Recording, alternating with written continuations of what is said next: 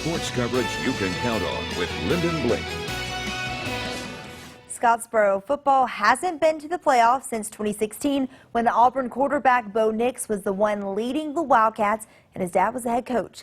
It's 2019 now and this group of players wants to be remembered. Scottsboro has come alive in the second half of the football season, beating big-time programs including Madison Academy and Hartselle. Next up is Russellville at home. That's in round one of the playoffs.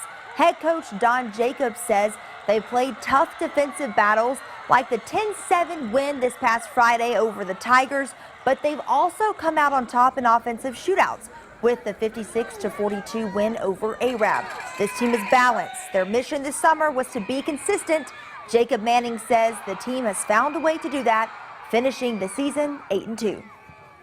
First week it was kind of rough, but then he talked to us, and our biggest thing was be consistent with preparation, and then we got that down.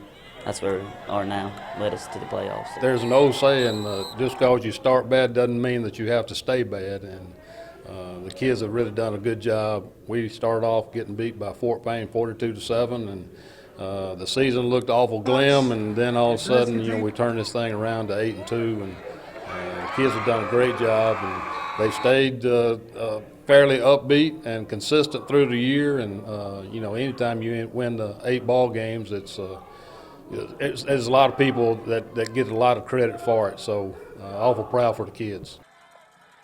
Jacobs said Russellville's quarterback Jacob Bishop is one of the fastest players his team will face this year. The Golden Tigers defense is impressive too. Jacobs said they're well coached and the defense is what's given Russellville an opportunity each week to win.